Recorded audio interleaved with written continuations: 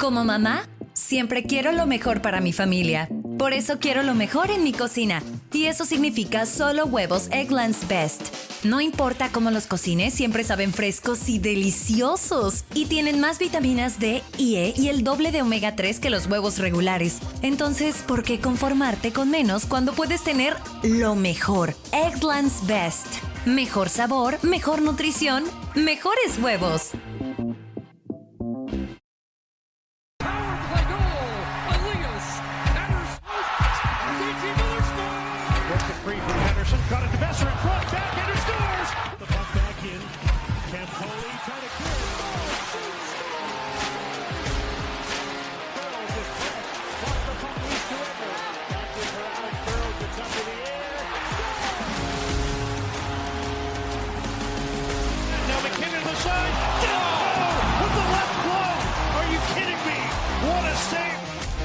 Hey, Canucks Nation, Brandon Alston here, play-by-play for the Edmonton Canucks.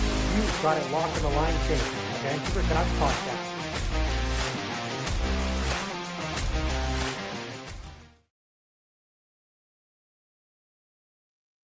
What's up, guys? Welcome to the post-game show. Vancouver Canucks defeat the Blackhawks. No, you're not hearing things. Canucks actually won. They defeat the Blackhawks 6-3, and only their third win of the calendar year. But the Canucks managed to get a win in the Battle of the Tanks between the two teams. We're going to break it down. We're going to be joined actually by Nick from Windy City Hockey, who's a Chicago Blackhawks fan, and we're going to talk about the game. We'll talk a little bit about the deadline. Gerald from Headspace Hockey will obviously pop in at some point, as well as Irvin will too. So quite the stacked post game for everybody here tonight. But let's quickly get into the goals, and then I'll bring on Nick from Windy City Hockey. So let's just go ahead and break down the goals. I'll be 100% transparent. Didn't watch the game. I ended up napping a little longer than I expected, so I missed the game. But it looks like I missed a bit of an entertaining one, at least when it comes to goals. So let's go ahead and break down the goals. Here, Ryan Donato got things started to make it 1-0 Chicago, scoring his 14th of the season at 1:08 of the first period, assisted by Frank Nazar. And then it was Drew O'Connor scoring his 15th of the season at 2:08, assisted by Tom Willander and Marcus Pettersson to tie it up at 1. Then you had Jake DeBrusk scoring his 14th of the season at 2:32 to make it 2-1 Vancouver, assisted by William and Elias Pettersson. And then the guy who didn't get traded at this deadline, Teddy Blueger, scores his 6th of the season at 6:32 of the first period, assisted by Marcus Pettersson and Max Sasson. That made it 3-1 Vancouver. And then Ilya Mikheyev, former Canuck, scores his 12th of the season at 12 minutes of the first period, assisted by Moore and Bertuzzi. Those were the goals in the first period. So a lot of goals in the first period. Second period, we only had the one lone goal, which was Frank Nazar scoring his 8th of the season at 19:17 of the second period, assisted by Vlasic and Mikheyev. And then the third period, Brock Besser would score on the power play, his 14th of the season, assisted by Carlson and DeBrusk at 2:40 of the third period, and that made it 4-3. And then you had Max Sasson with a empty netter at 18:34 to make it 5-3 Vancouver. This goal was unassisted. And then Brock Besser scores his second of the game, also into an empty net at 19:44, assisted by Rossi and Hronek. So those were your goals. Let's quickly take a look at the game stats. 23 shots for the Blackhawks, 22 for the Canucks. Face-off percentage was a 67.3% for the Canucks, 37 out of 55. And then the Blackhawks were a 32.7%, 18 out of 55. Power play, Canucks were 1 for 4 on the power play, so 25%. The Blackhawks were 0 for 3. Hits were 20-17 in favor of the Canucks. 7 block shots for the Canucks, 4 for the Blackhawks. 13 giveaways each, and then 6 takeaways and 3 takeaways. Quickly taking a look at the player stats. Brock Besser with a 2-goal night was a +1, 19 minutes and 13 seconds of ice time. 1 power play goal, 4 shots, 1 hit. Drew O'Connor with a goal, a +1, 13 minutes and 40 seconds of ice time, 2 shots. Hoglander was a -1, 10 minutes and 57 seconds of ice time. Elias Pettersson had an assist, was a -1, 17 minutes and 51 seconds of ice time, 2 shots. So there you go, 2 shots. 1 hit. Teddy Bluger with a goal, a +1, 15 minutes and 58 seconds of ice time, 2 shots, 1 hit. Atsuratu, a +1, 10 minutes and 53 seconds of ice time, 2 hits. Max Sasson, a +1 with an assist, 12 minutes and 7 seconds of ice time, 3 shots, 2 blocks. Jake DeBrusk, a goal and a assist, was a -1, 15 minutes and 46 seconds of ice time, 3 shots, 3 hits. Evander Kane actually did play tonight. Was a +1, 12 minutes and 32 seconds of ice time, 1 shot, 1 hit. Liam Ogren, a +1, 16 minutes and 3 seconds of ice time, 1 shot, 1 hit. Marco Rossi, an assist, a +1, 16 minutes and 23 seconds of ice time, 1 hit.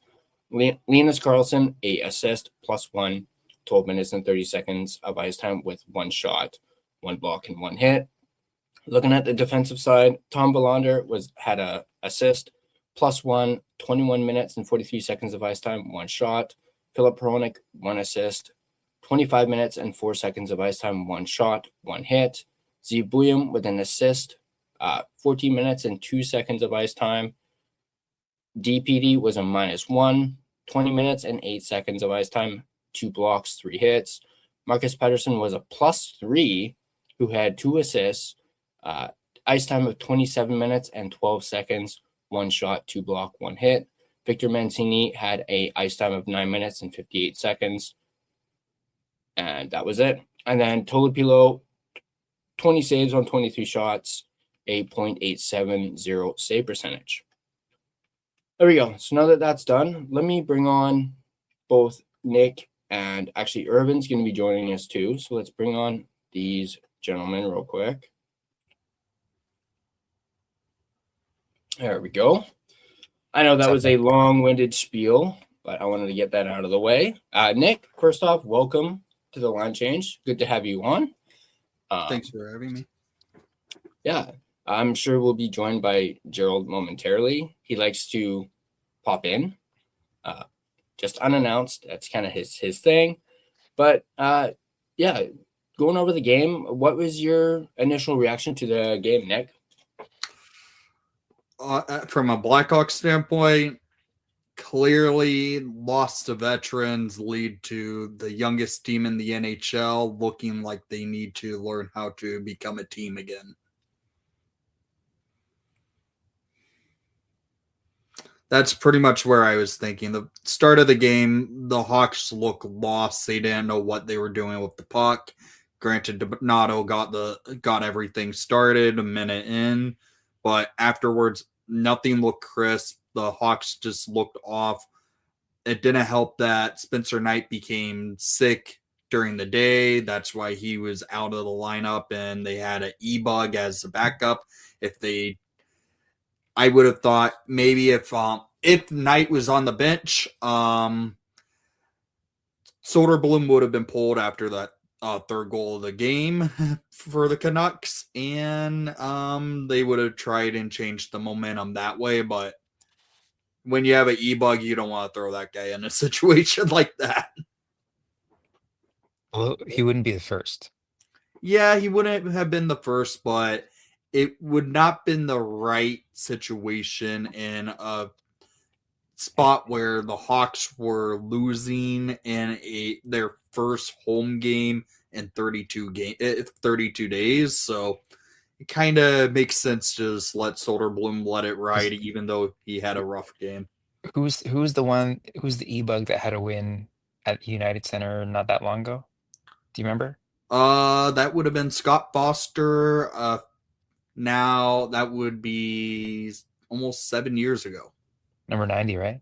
Yep. I have his jersey actually. So he's a legend in Chicago, but you don't want to throw a guy in a situation where you're losing already that early in the game. What's your jersey right now? This is a Marcus Kruger jersey. Kruger. Cool. Yeah, it's a nice jersey. I've always liked the Chicago jerseys. I'll admit I had a little difficulty with the scoreboard because of how many colors the Blackhawks have in their like color palette. So I was like, should I do red? Should I throw a little bit of green in there? I'll admit I had a bit of a tough time before I went with the black and red. Red, black, and white are their primary colors. The colors in the crest are just accent colors. They aren't technically part of the true colors of the Chicago Blackhawks. So red, black, and white works. Mm-hmm. Yeah. Oops. Let me just get everyone here. There we go. There you go. That's better. All right. Just waiting for Gerald. Gerald's just almost ready. I think he's in the back there. But let's talk a little bit about the deadline. Obviously, the Blackhawks made that move for trading Foligno to the Wild. Your thoughts on the Blackhawks trading away their captain to the Wild? Going into the trade deadline yesterday was the first day I really felt like the Blackhawks were going to trade Nick Foligno, because the way he was talking, he was already talking in past tense. So I started expecting Nick Foligno to be traded. Before yesterday, I was like, okay, I think Nick Foligno is going to stay. I'm pretty much at 90% sure Foligno stays. But when I started hearing Foligno talking kind of in a past tense, I was like, okay, I'm going to be totally understanding if he goes back to Columbus or to Minnesota, because if he went back to Columbus, goes back to the team he captained almost, I think, 8 years for. And if he went to Minnesota, I was like, kind of cool story. He gets to play with his brother and potentially his last NHL season.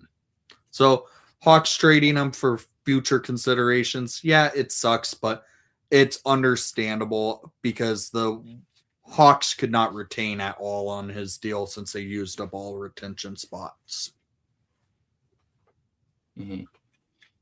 Yeah. It's like you said, he gets to play with his brother the first time, playing for a very good Wild team that could potentially go far in the playoffs. We'll see who they end up facing in the first round.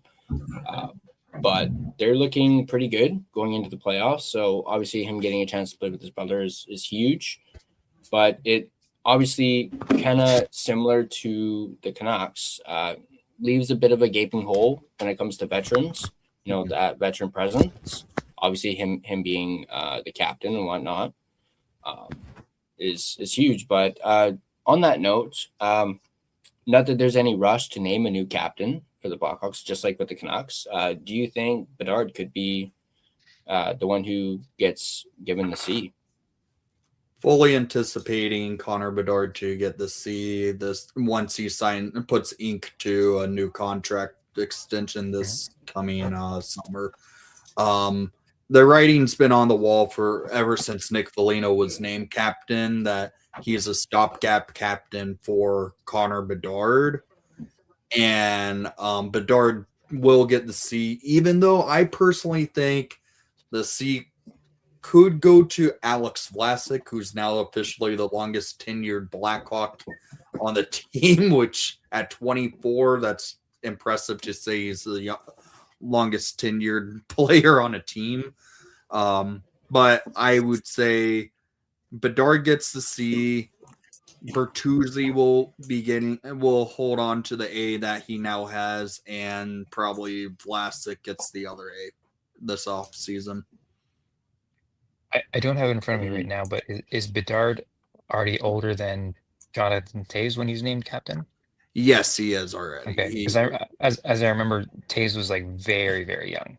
Yeah, Toews was named captain at age 20. Bedard currently is 20 years old. I think it was a record. So, was it a record at the time? Yeah, Toews was the youngest captain in NHL history when he was named it. And that was then passed up by, I believe it would have been passed by McDavid or Landeskog. I'm not 100% sure there. But Bedard would end up becoming the second youngest captain in Blackhawks history once they do name him this captain. I don't know about you guys. I'm talking to you, Gerald and Tyler. But I'm pretty, as far as hockey fandom, I'm very Canuck centric, and I only really pay attention to the league as much as it pertains to the Canucks. So having Nick here, I really want to ask him a question of rebuilds. Now, if you're thinking of like a finished product being like a team like Colorado, and someone at the beginning is obviously a team like pretty much Vancouver is right now, where would you measure Chicago in terms of pieces needed till they become a contender? I truly think the Hawks need to get two truly named, like highly calibered named players on the team to be truly competitive to go on for playoff runs. Just two?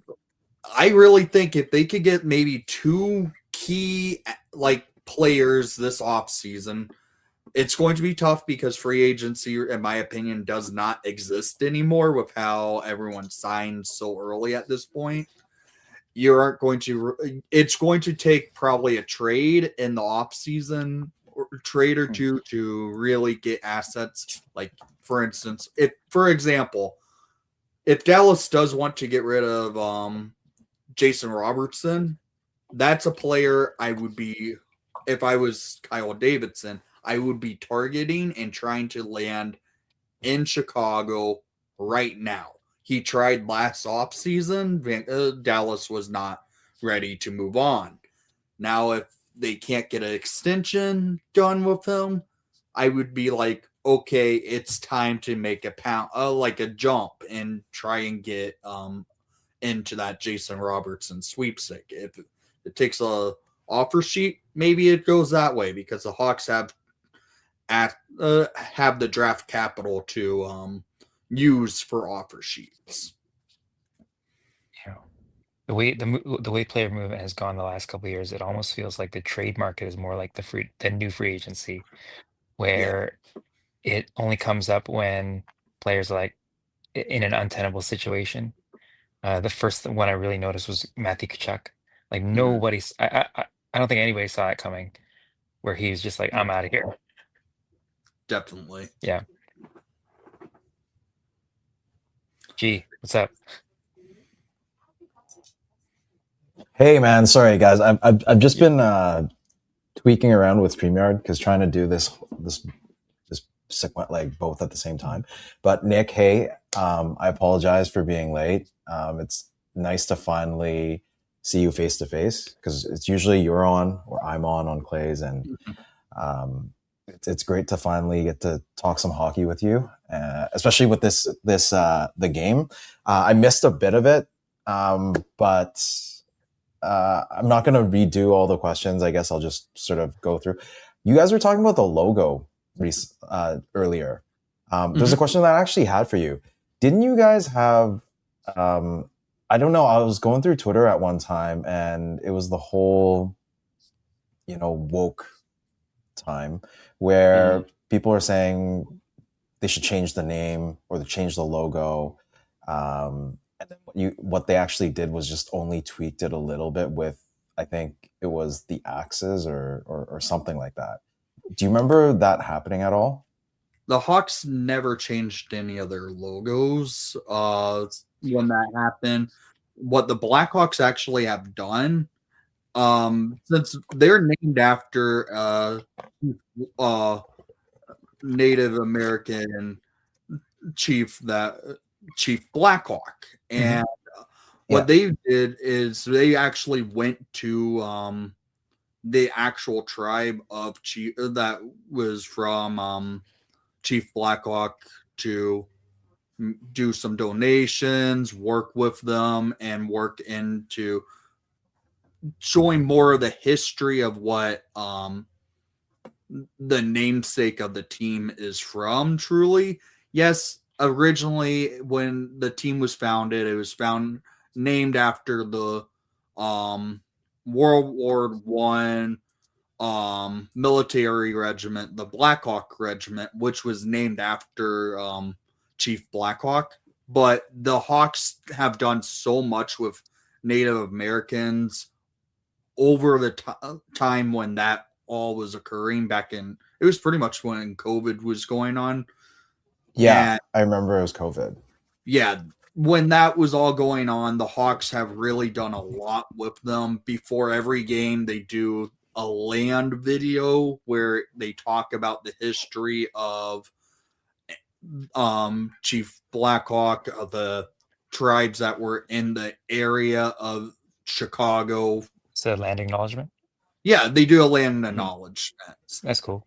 And every around in November, they do a Native American Heritage Night where they actually bring in a ton of Native Americans to honor them at the games. By before a game, they have like they do an actual they do tribal dances in the atrium of the United Center. They do music from Native Americans at the United Center. It's actually, in my opinion, one of my favorite nights to go to at the United Center because of the kind of heritage part of it. It's one of the nicest moves that one of the NHL like any professional sports teams does, because you don't really see it around other leagues. Cool. Yeah, in terms of the name. Yeah, because I mean, for Canada. Sorry. Go ahead. I was just going to say that in terms of the name controversy, it's I think it's case to case, and the Blackhawks being one of the ones that I would consider not offensive in the way that, like, say for example, Washington Redskins or Cleveland Indians, like that one's super bad. It's a literal slur. That was the name of the team. Mm-hmm. So yeah, nothing wrong with Blackhawks in my eyes. All right. For sure. Yeah, because at the time, I think it was during COVID, they like people were trying to, like what Irvin was saying in terms of the names, like the Indians or the Redskins. It was just these are teams with history, especially the Blackhawks. You guys, what is it, 100 years this year? Yep, and the centennial this season. Yeah, and for these people that don't know much about sports to go, hey, that's offensive, you shouldn't be using it because of the logo you guys have of it's a traditional, I guess, the Chief Blackhawk. Yeah, that was one of the questions that I was really curious about, because at that time I was thinking, what are they going to force? At that time it was 100 years, but are you gonna force this team to change their logo just because now, after almost 100 years, you find it offensive? So, but I really like the logo. It's as Tyler was saying, but there's a lot going on, but you don't realize there's so much color into it. There's a lot of detail and thought that's put into it. So thanks for that, Nick. Yeah, no problem. And the red really pops too on the jersey. The red really pops. I do like their black variation that they've used in the past. I really like that one. The black jersey is my favorite. That one will always be my favorite jersey in their team history, because frankly, the black jersey was my first Blackhawk jersey I ever owned. As a kid, was a youth-sized Jonathan Toews black jersey, and then the next year they retired the freaking jersey for up until this season and finally brought it back. Yeah. They've had a plethora of jerseys too, even like during like the Winter Classics and stuff like that with little tweaks on it. Even those ones are come out fantastic. Yeah, I have one right here. Yeah, this one from last year. Yeah, that one's nice. Multiple Pizza Winter dish. Classics. Yeah, we've had too many outdoor games and we suck outdoors. So I think at least you've had more than one. Yeah. Well, yeah. Very true. I mean, we have pretty much about the same winning percentage outdoors as Vancouver. So,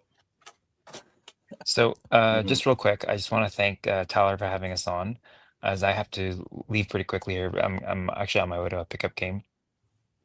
I just have one last question for Nick before I go. April 26th, 2011, Alex Burrows Slay the Dragon goal. We all remember it. I want to know what your thoughts and feelings were being on the other side. oh, that was a painful night.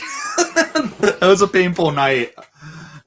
Because I was like, the Hawks just came back down from 3-0 in this series. I'm like, maybe we have an opportunity here to actually do the comeback, but usually 3-0 deficit's one of the most difficult parts to come back from.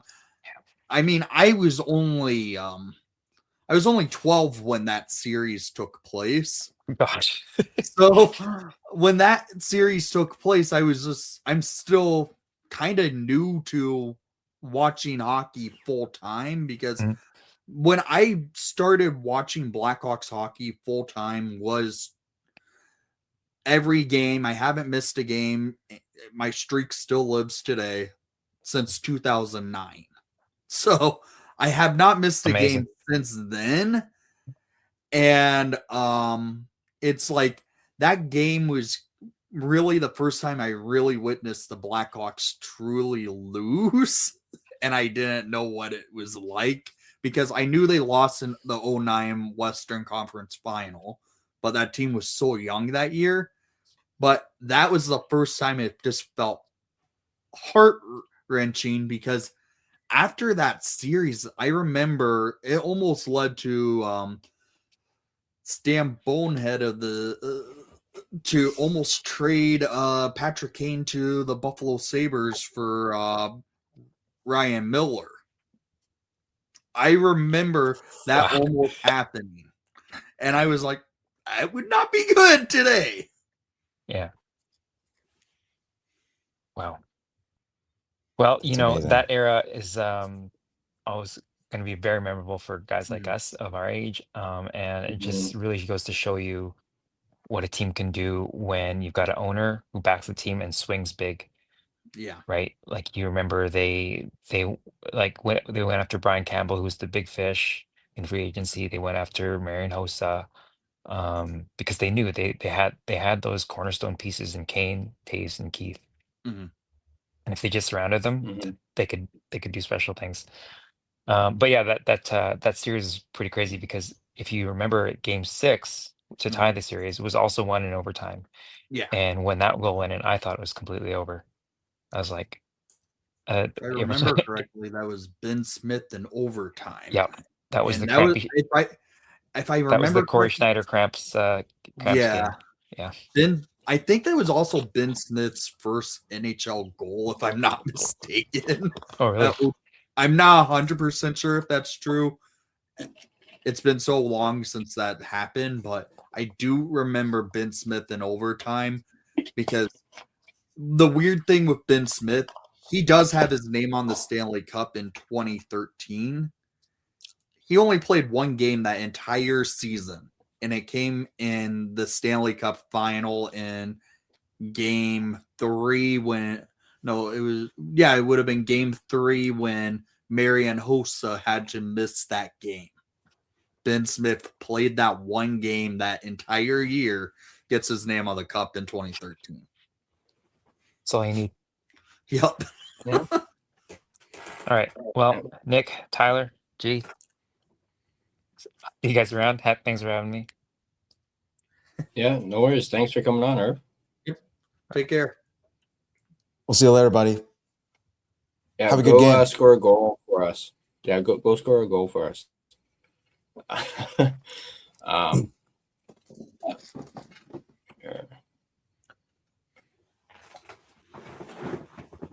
There we go. Yeah, definitely fond memories from 2011. Oh, good. Rain actually has a question for you, Nick. Okay. I'm going to highlight this.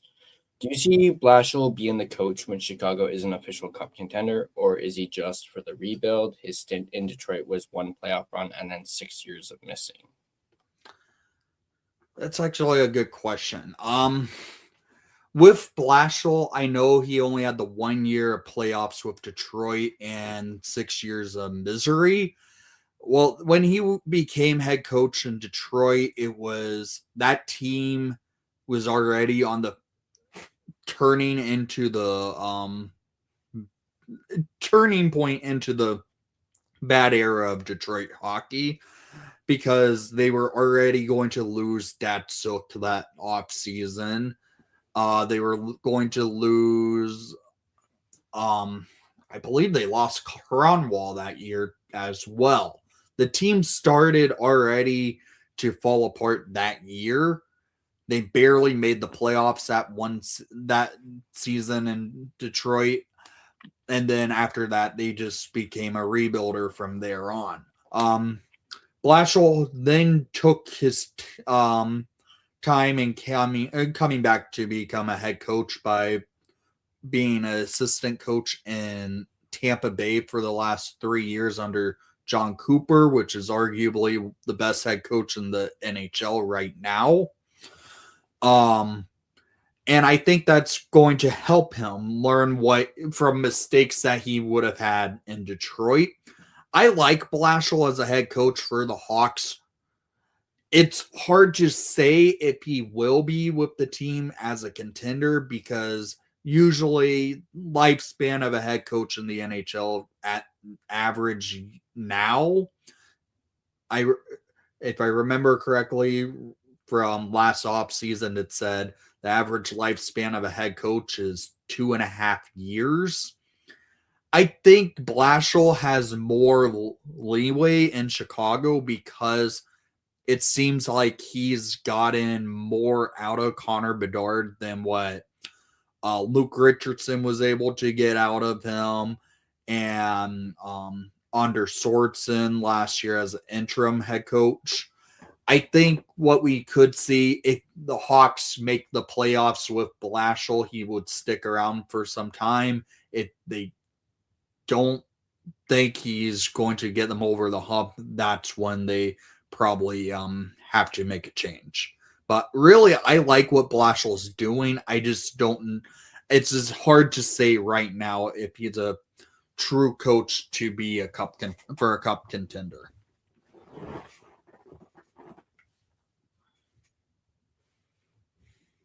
For sure.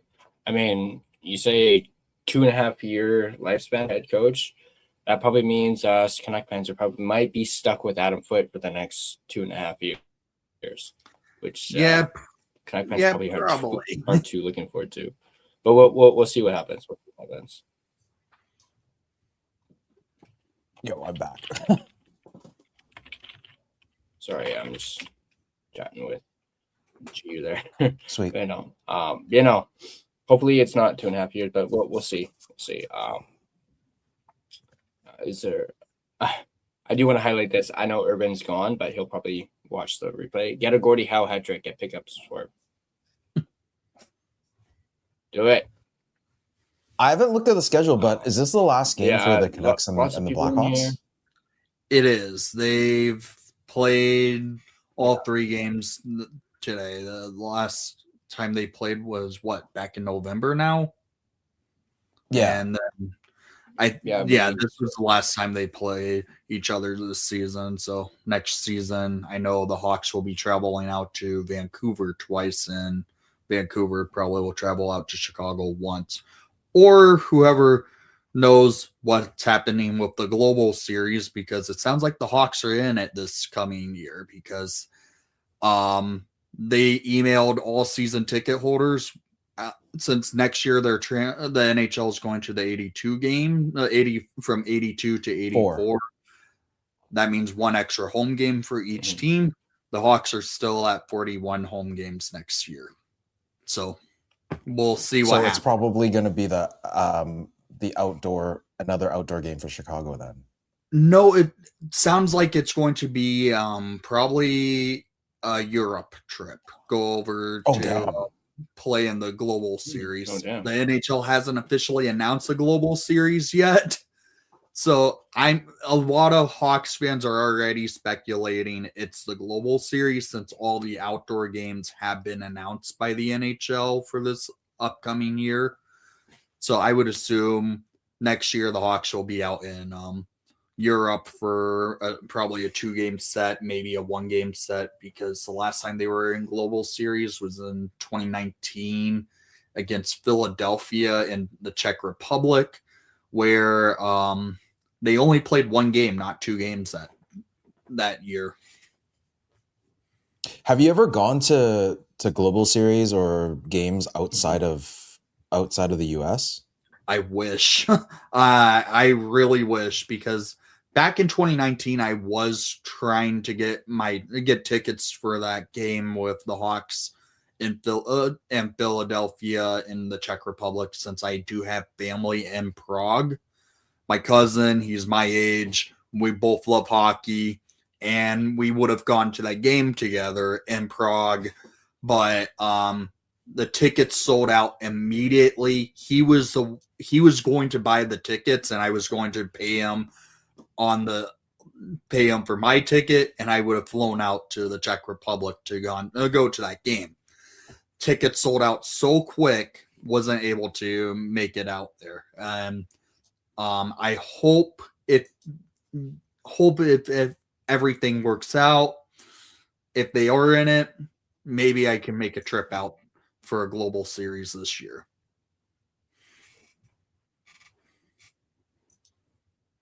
Mm-hmm. I've actually been to one. Yeah, it'd be pretty cool. I've been to one when it was in China. Oh, the China game out. Canucks actually did. Wow. What year was that? So there was the one that I went to was actually Flames against Bruins. Oh, okay. And that was in Shenzhen and also in Shanghai. This was, I believe, 2016. Okay, I think it was 2016. Yeah, I remember when they did that. Yeah. And that was the craziest experience, because as you know, the hockey back in China wasn't huge back then. Mm-hmm. Now it is, because they actually have I believe Beijing has the Dragons that's part of the KHL. Yeah. And it's like a huge, even in Hong Kong, there's league games now after, I think it's been in the past maybe 10 years. Okay. And going to that game at that point, there wasn't a lot of fans. And I can't remember how I got tickets, but we got there late. It was a buddy of mine that's from Vancouver. The two of us went. So from Hong Kong to Shenzhen, we took a tour bus, an actual bus. So they have stations from Hong Kong up to there. And the arena itself is northern of the city of Shenzhen. And I actually went back there twice. I remember this game very vividly because I lost my iPhone there. And that was the last time I used an iPhone. So it was iPhone 7 at the time. Okay. And in the arena, there's no concessions. Really? No, nothing. It's just a bare bone arena that people play. They had it there for sports. So they weren't really trying to have sports games that people attend to. I think it was maybe a 5,000 to 6,000, between 5,000 and 8,000 seater. So everything was lower bowl. It was great. The view was amazing. Matthew Tkachuk played in that game because the game somehow went to shootouts. Obviously, there was 2 games that was played there, and it went to shootouts just for the hell of it. I think it was maybe staged, and so the crowd gets to experience what a shootout is. And I think the Flames won. I still have cards from there. The second game was actually, they did 2, one in Beijing and one in Shanghai. And I believe it was Canucks and Kings. And even before that, before the 2018 one, it was 2017 or 2018, I can't remember, but the Sedins actually did one. But that one was Sweden, I believe. Yeah. So, I think I remember when they were out there in Sweden for the Sedins. Yeah. So the Canucks have actually been part of Global Series in the past. Mhm. So I think Canucks are one of the teams that have been doing it more so than. I mean, it works out eventually because the outdoor games, a lot of the American stadiums will get them. Mhm. Funny enough, it was this season, Florida did theirs, Yeah. and their weather is even warmer than us. So I Mhm. think for Canucks fans, it's bound to happen at some point. But Yeah. once they announce it, it's going to be 2-3 years out. So probably 2029, 2030.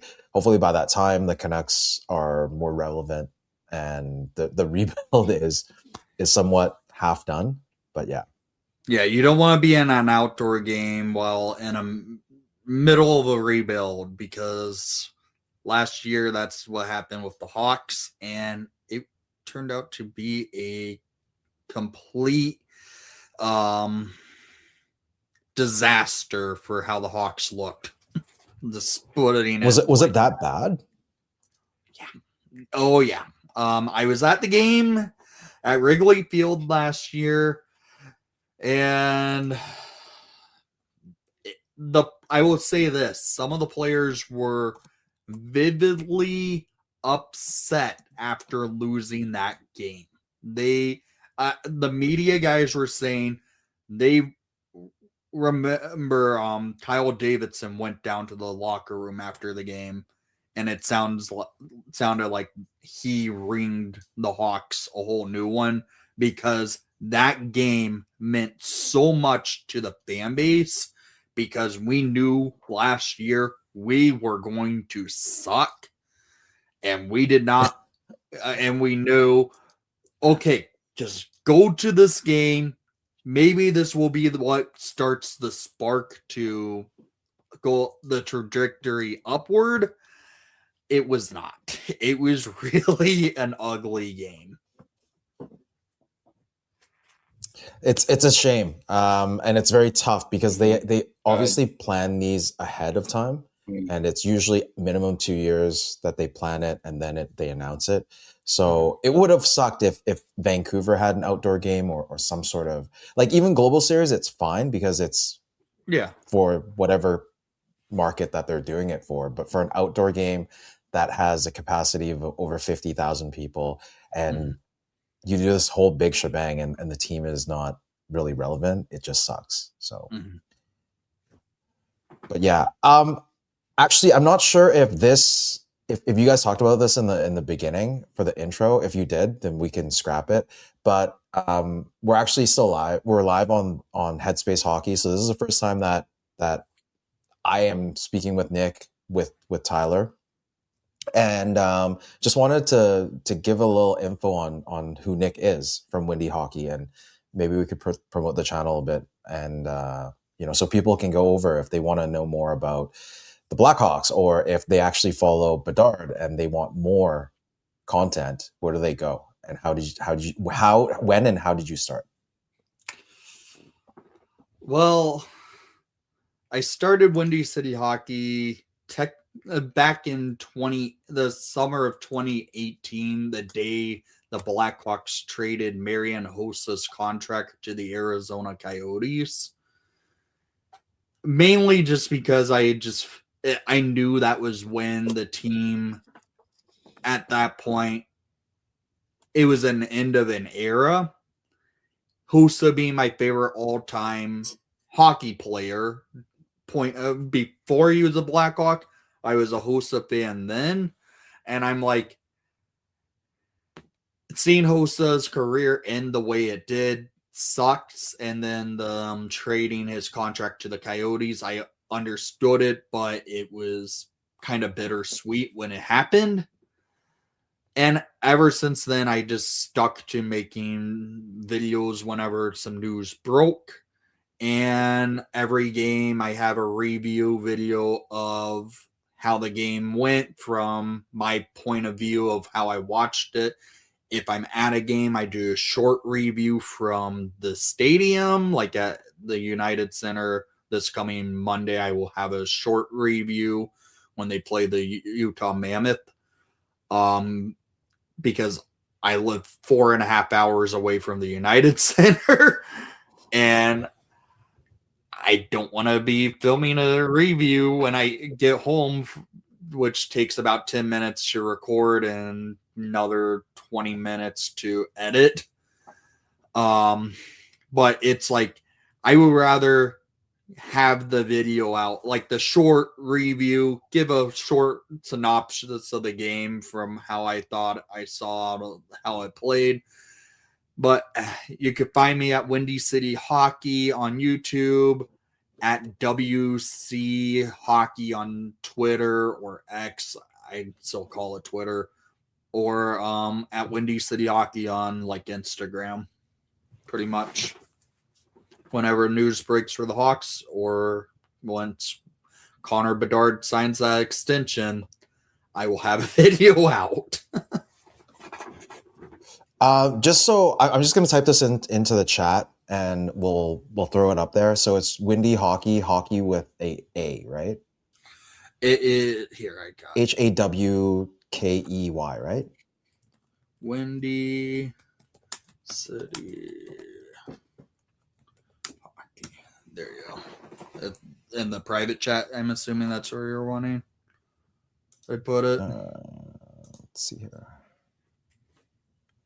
Yeah, perfect. I will put that in the chat. So if any of you are there and you want to check out Nick's content, go give him a follow. Go give him a like on some of the videos, and that'd be amazing. Another thing that I was actually really interested in is because you live about 4 hours away from Chicago and you drive there and back after every game. You're a season ticket holder, I believe, or a half season ticket holder. A half season. Half season.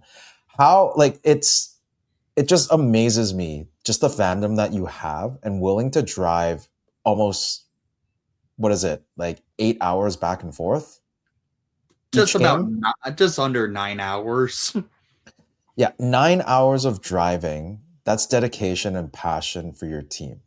You are, I believe, a little closer to you live in enemy territory, technically. You're closer to St. Louis from what I remember, right? I am 20 minutes away from Enterprise Center. Yes. So this is the question, because of, I mean, you explained why you started following is because of Marian Hossa, and then it just, got you there, it got you hooked. But what made you not choose the Blues? You're 20 minutes away, man. Well, and sorry, one last thing I wanted to add is everyone wants to go to the Blues for some reason. Like Parayko's not leaving. And it just feels like people like going to St. Louis for some odd reason. Is there like, I mean, as a resident of St. Louis, is there a reason for that? Because during trade deadline, a lot of people are saying, oh, why didn't Parayko waive? Why are these players always going back to St. Louis? Like Keith Tkachuk went back to St. Louis. But what is the intrigue? What is bringing these people back? Frankly, I do not know, because St. Louis is boring, in my opinion. There's not much to do in St. Louis. But the reason more so how I'm a Blackhawk fan, it's basically almost a heritage thing for me. My grandmother, she went to the 1961 Stanley Cup Final for the Chicago Blackhawks as a fan. She was a fan as a kid growing up, going to games. Players actually would go into my great grandfather's liquor store that was across the street from the old Chicago Stadium. After games, after practice, they would go from practice and go into the liquor store. The Hawks would sometimes give them tickets. They would go to games often. My grandma being a fan led to my dad being a fan. He would go to games a lot, and I became a fan of the Blackhawks that way. My family from Chicago. The reason why I'm down in the St. Louis suburbs area, I'm on the Illinois side of the river, not and Missouri, which Illinois side, okay, it makes it easier to try not have to deal with going into St. Louis often. But it's more so I'm a fan because my dad was a fan, my grandmother was a fan, my great grandfather was a fan, my great grandmother. It's more so it's gone that way with Chicago sports. If your family is a Cub fan, you're a Cub fan. If you're a Blackhawk fan, you're a Blackhawk fan. Bear fan, Bear fan. It goes like that. And everyone in my family says I am definitely the largest Blackhawk fan in the family just because of I haven't missed a game since 2009. They say I can easily write a book with how much knowledge I have of the Chicago Blackhawks. It's basically more so where it's all more been a family thing. I used to call my grandma after every game to give her like a little almost a little Recap. summary, a review of the game, and it ends up kind of is a way I ended up starting the YouTube channel in a way, because I did the reviews originally by calling my grandma after a Hawks game, and she loved it. And then I did the reviews for the YouTube channel, and it's led to other fans of the Hawks enjoying my content.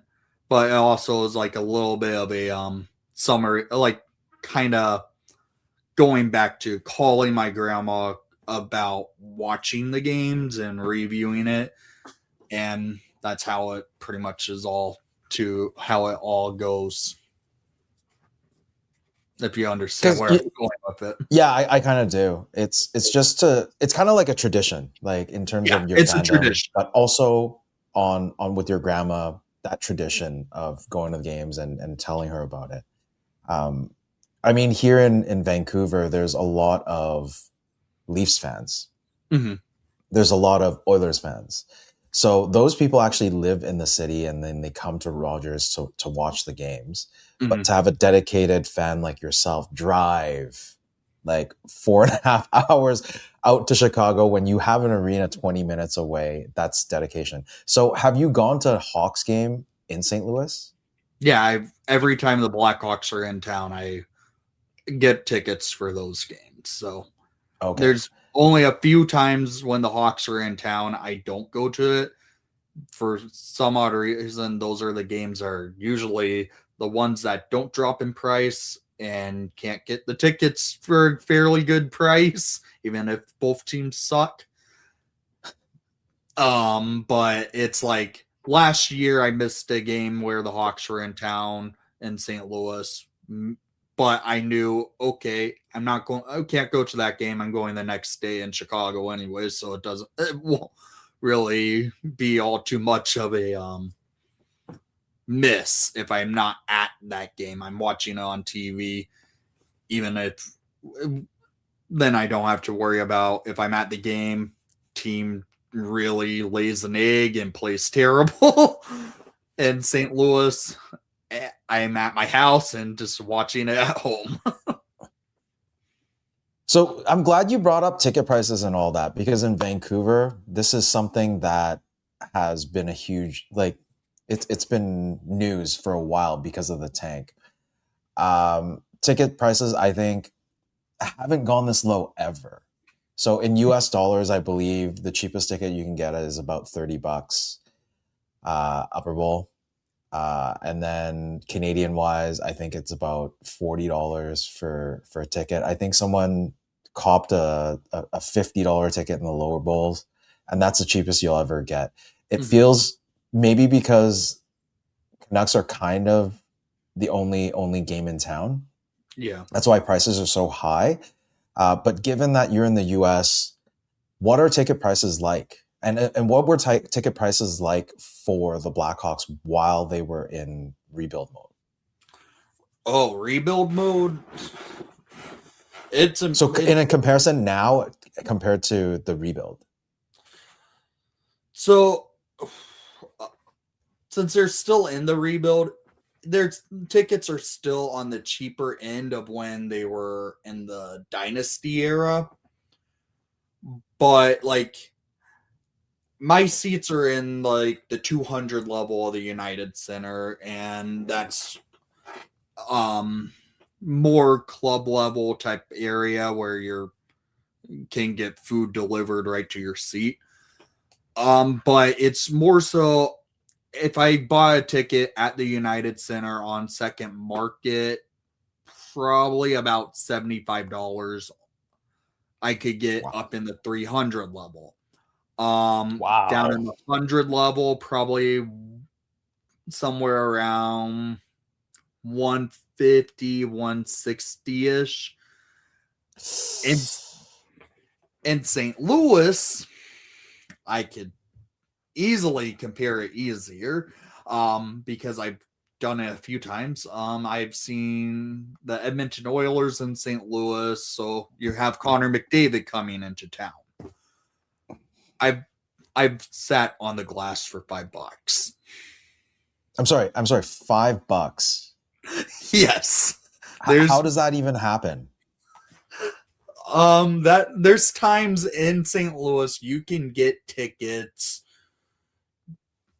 2 hours before, like, and get them for $5, and they can be right in the lower bowl, sometimes down by the glass. And I was able to see Connor McDavid down on the glass for $5. That was last season. This season I've seen the Winnipeg Jets in St. Louis, so I could see Jonathan Toews mainly. I paid $3 for the ticket, and I was sitting right behind the bench of the Jets. Okay, this just makes me feel like, okay, Tyler, we need to go to St. Louis. Holy crap. And watch a Canucks game in St. Louis if it's prices like that. It's like they're giving away tickets. And we thought they're giving away tickets here. That's pretty much secondary market, like when it's getting closer to the game. Since I live 20 minutes to the arena, it's nothing to get to the arena for me. I could just hop in my car, get it over there in 20 minutes, and I will pay more for the parking versus going into the stadium. So it takes you 20 minutes to walk there or to drive. To drive, okay. Yeah, I live on the Illinois side. If I was to walk there, that probably I would not be able to do it because there's walking to St. Louis is pretty much impossible if you're on the Illinois side of the river because you'll have to cross the Mississippi on either interstate bridge on 3 interstate bridges, which not safe to do that. But it's a 20-minute drive to the arena for me, so I'm able to just say if I find tickets for $3, I will buy it. If the Blackhawks aren't playing that night, I will buy it. Last year, the Frozen Four was in St. Louis for the NCAA. Bought tickets for $5, and I saw both Frozen Four games for $5 down on the glass. Damn. So Chicago prices are keeping it up there, but St. Louis is just, it's like Tampa. I remember hearing Tampa tickets were like $12. Yeah. I will say this. You have to find the right time of day on the day of the game to get the tickets for super cheap like that. Otherwise, you're still paying probably $65 if you want to buy them ahead of time. So I'm like trying to find the best deal waiting if I want to go to a random game on a Tuesday night. I know the Blackhawks aren't playing. I'm waiting until the prices are plummeting, and that's when I would probably buy a ticket. Yeah, I really wish Vancouver can do that. I mean, they can right now for a couple years, I would say. But it's going to be tough for season ticket holders like myself and Clay. Not even sure if we're gonna re-up this year because the tickets are so expensive, and and I'll have to talk to the partners because we share. There's 3 of us that share the season, and it's tough. I mean, when I was doing it with this other partner during COVID, like the 21 season, 22, like it was even hard to give away tickets, but we were paying like premiums for it, lower bowl. So that's why we moved up to upper bowl, closer to center ice. You know, it's cheaper, better view. But yeah, in terms of United Center, it's also one of the stadiums that I've always wanted to go.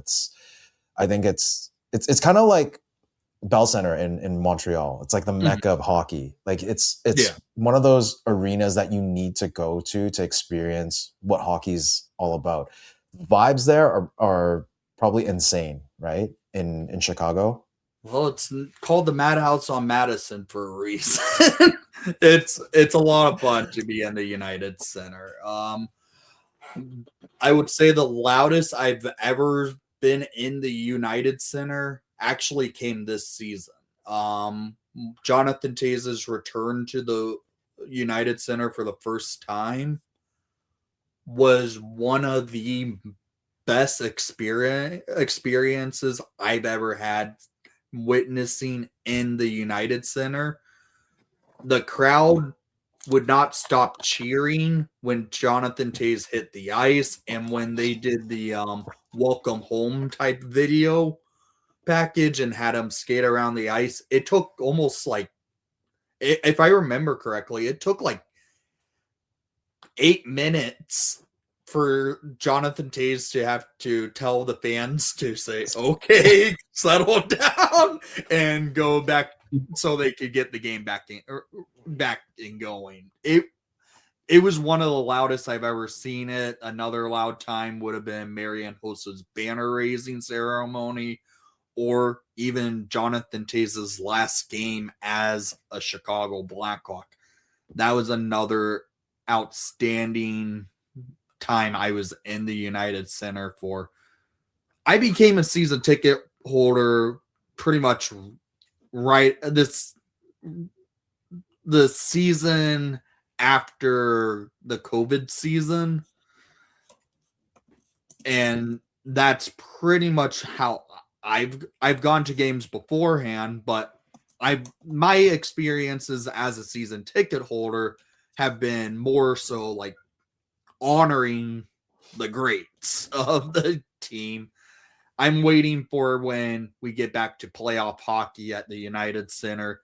I know it's one of the craziest stadiums to be in for the NHL when it comes to playoff hockey. I think at some point in time when I mean the tickets right now are still okay. Tyler and I should make a trip out to Chicago, and we should all go to a game. We'll wear our Canucks jerseys, you wear your Hawks jersey, and hopefully we won't get into a fight and have people, you know, pull our jerseys off our backs. But that will happen. But it would be amazing to experience the Madhouse in Chicago. Mm-hmm. It's an amazing time to be in the United Center, especially when the Blackhawks are winning. Have not had that in a while. So we'll see when everything starts turning a page, when the Hawks are ready to compete, which maybe in 2 years we see the Hawks probably as a wild card team. The team has a future, and it's starting to get going. Ticket prices are going up. It's showing the fans are getting ready to. The fan base is ready for something to happen, for this fan base to explode again. Like last year, there was a lot of issues. Fans weren't really going to a lot of games, and they couldn't watch games on TV in Chicago because they changed the TV network over to a company that ended up becoming owned by the Blackhawks and Bulls. It did not work out for distribution for cable companies or streaming service. And it led to the fan base to, in my opinion, it was killing the fan base last year. They've been able to get it on TV again. Fan base has been, the fans have been much more entertained. And it seems like the fans are ready to have something happen for it to explode again like it was back in the 2010s. I think with the timeline of your rebuild and our rebuild, so it might be 5 years that we'll have that rivalry again. Because I remember back in the day, man, Canucks fans hated Hawks fans, with a Hawks passion. Fans hated Canuck fans. That was a true rivalry. I wish the NHL would go back to 1 versus 8 versus compared. I hate the division playoffs.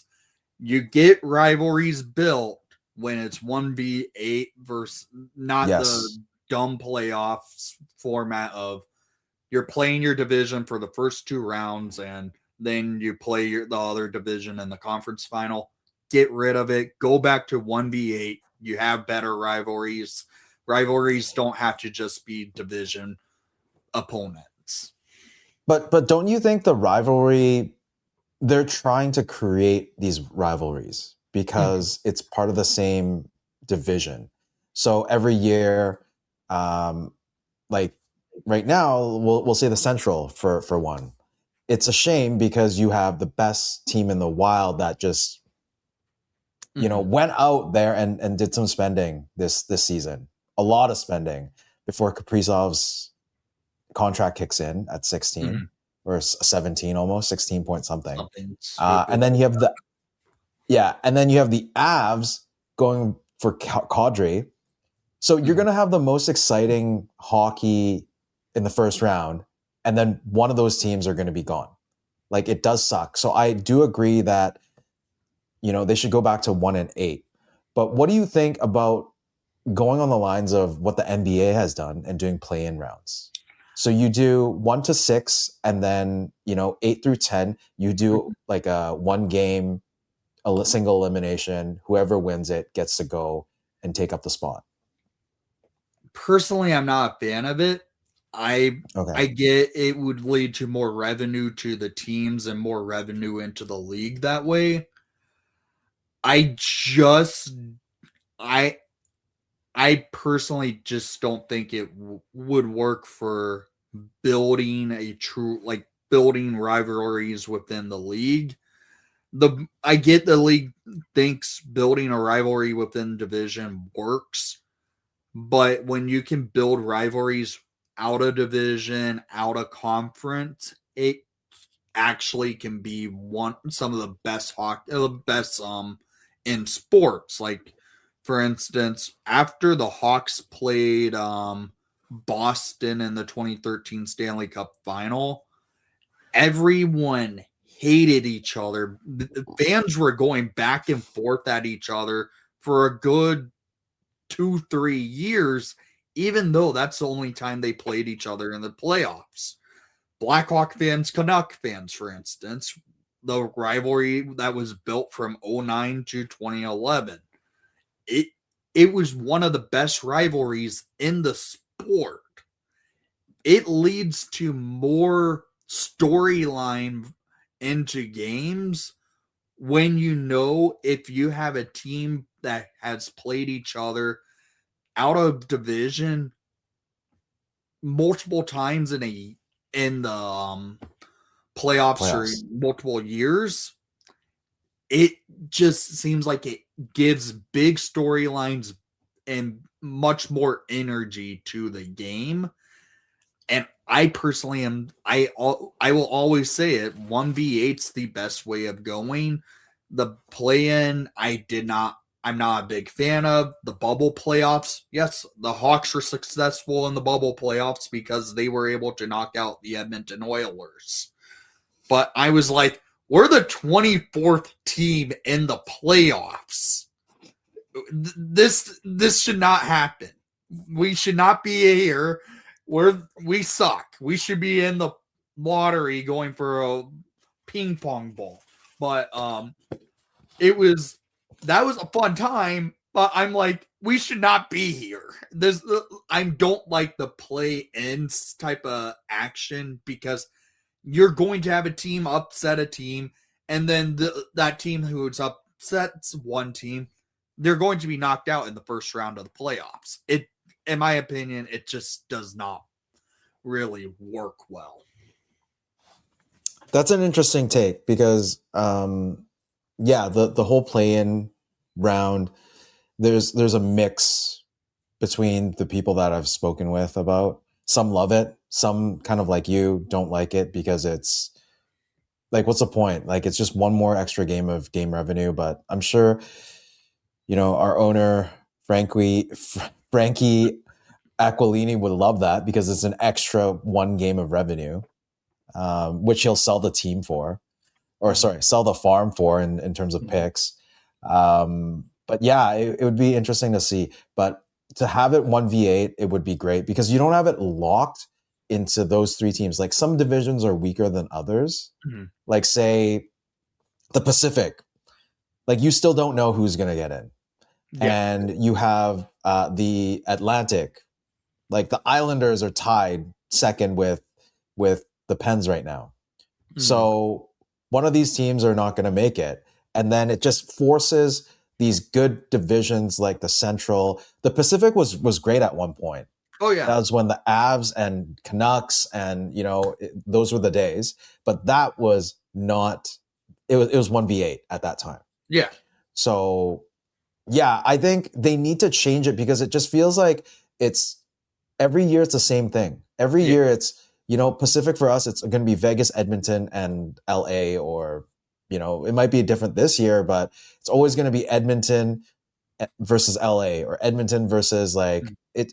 We're just tired of it. And, some teams get an easier route to get into the playoffs because of that. And I think at some point the league needs to change it and realize that this isn't like it was great for a few years. It's been, I don't know, almost 10 years. I'm not too sure. They went to this format in 2014, if I remember correctly. So it's been 12 years now, something like that. Yeah. So 12 years, it's time for a change. And we need the Canucks need to see the Hawks in a couple of years and spark that rivalry again. And then you will have the storyline of Connor Bedard versus hometown team in a playoff. That would be something to really... that could really sell tickets in itself. Exactly. But the NHL and Bettman hate the West Coast. They hate the Canucks, so I don't think that's ever going to happen. I think they also hate the Central Division because they put the Arizona Coyotes in the Central Division when they were not a Central Time team at all. Frankly, the Central Division has the worst traveling between every team because you have teams so spread out in the division. Yeah. And I just think I would personally realign the divisions in a way like you have the Great Lake division. You have you'll have Toronto, Chicago, Detroit, Pittsburgh. It's something like that. Something like that. You would have a Pacific Northwest division. You could come up with division names in a way where it works. I'm more like the NHL needs to maybe look into a realignment because I personally would be I want to play Detroit 4 or 5 times a year again, not twice a season. I miss being in a division with the Detroit Red Wings, frankly.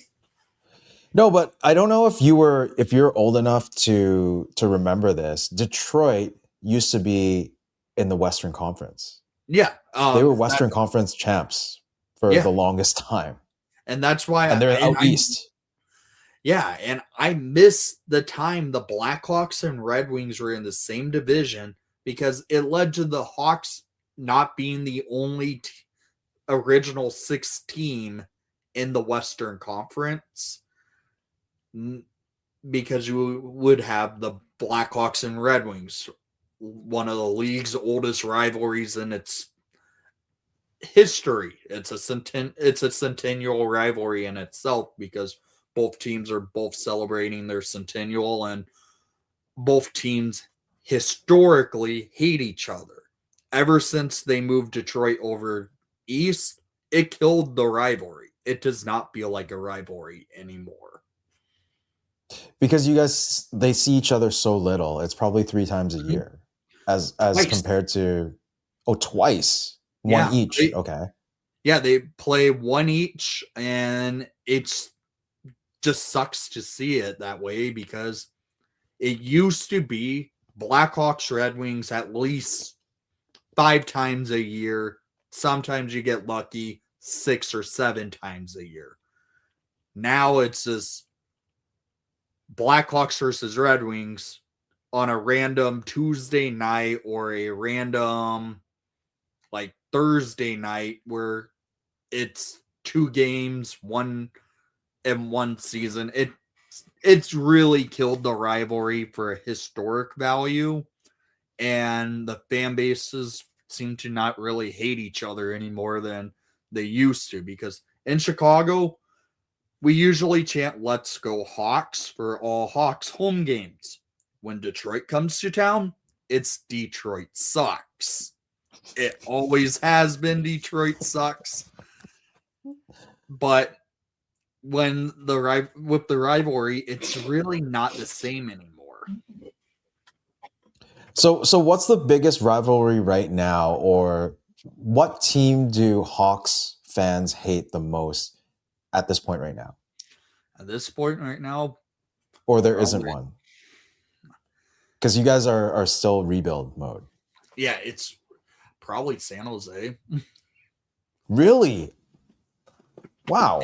Oh, because of Celebrini. The Celebrini Bedard factor is becoming a rivalry in itself, but it's more so fans have been going at each other the last couple of years because of the 2 rebuilding teams, and it's way each team started their rebuilds about the same year. Each team are like, your team's still going to suck when we are coming out of it. It looks like that's going to be San Jose right now. But I personally, I wouldn't say it's San Jose, but as a fan to fan type of thing, I see it, I read it, I look at social media. Blackhawk fans and San Jose fans do go at each other's throats in recent time, but it is probably largest rival would probably be St. Louis. Sometimes St. Louis doesn't even view the Hawks as a true rival. With how St. Louis has been more competitive in the last 5 years, Hawks haven't. But it's hard to say. I personally hate Nashville, always will, especially after what they did to us in 2017. That one's really heart-wrenching. But ouch. Yeah, I hate Nashville, but there's a lot. I've never viewed Minnesota as a rival, even though we played the Wild 3 years in a row in the playoffs from 2013 to 2015. I never viewed them as a rival because they were our punching bag for so many years. And right now, Minnesota would say that we aren't rivals because the Hawks have been the punching bag in the regular season. The Hawks haven't beat in Minnesota in 18 games. So it's it's hard to say who truly is the number one rival for the Chicago Blackhawks at this moment, because the Hawks have been rebuilding for the last handful of years now. Okay, I'm going to ask Tyler the same question. Who do you think the biggest rival for the Canucks are right now, then?